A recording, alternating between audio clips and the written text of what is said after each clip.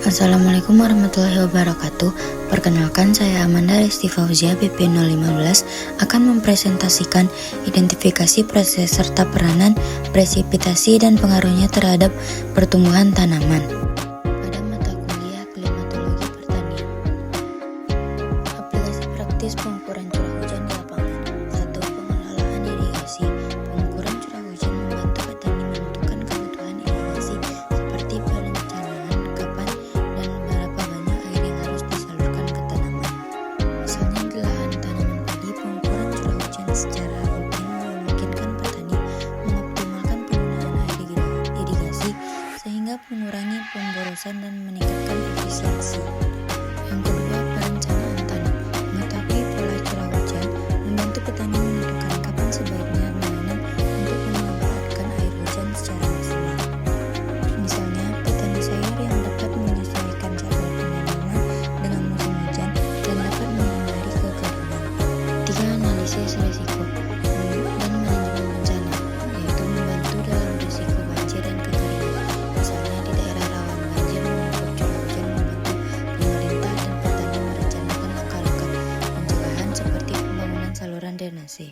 Evaluasi kesuburan tanah. Hujan yang berlebihan atau kurang dapat mempengaruhi kualitas tanah dan pertumbuhan tanaman. 5. Penelitian dan pengembangan varietas tanaman. Untuk pengembangan varietas tanaman yang tahan terhadap cuaca ekstrim.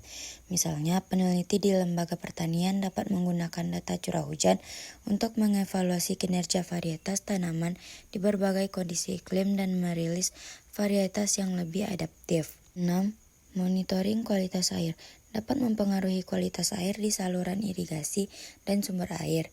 Misalnya setelah hujan lebat, petani dapat melakukan pengujian kualitas air untuk memastikan bahwa air yang digunakan untuk irigasi tidak terkontaminasi limbah atau polutan.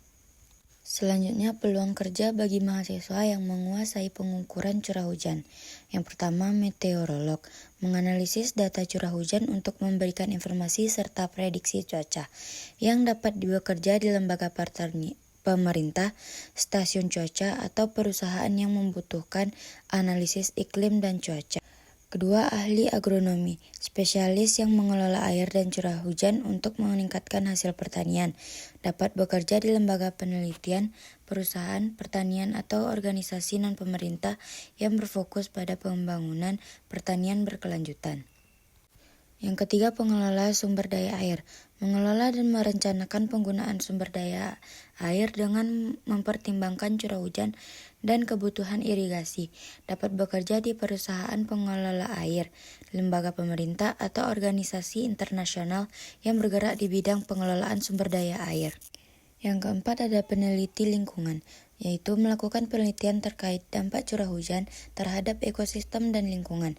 Berpeluang bekerja di lembaga penelitian, universitas atau LSM yang fokus pada isu lingkungan. 5. Konsultan lingkungan, memberikan nasihat pada suatu perusahaan tentang dampak lingkungan dari proyek tertentu, termasuk pengaruh curah hujan, dan dapat bekerja di perusahaan konsultan lingkungan atau sebagai konsultan independen. Yang keenam, ahli perubahan iklim, menganalisis data cuaca dan curah hujan untuk memahami dan mengatasi dampak perubahan iklim. Berpeluang bekerja di perusahaan yang fokus pada keberlanjutan dan mitigasi perubahan iklim, lembaga penelitian, dan organisasi internasional. Selanjutnya ada teknisi meteorologi, yaitu mengoperasikan alat pengukur cuaca, termasuk ombrometer, manual maupun otomatis, serta mengumpulkan dan menganalisis data. Dapat bekerja di perusahaan yang memerlukan pemantauan cuaca secara berkala, lembaga pemerintah dan stasiun cuaca. Kedelapan, penyuluh pertanian, memberikan edukasi kepada petani tentang pengelolaan air dan dampak curah hujan terhadap pertanian, dan dapat bekerja di Dinas Pertanian, lembaga swadaya masyarakat yang berfokus pada pengembangan pertanian berkelanjutan.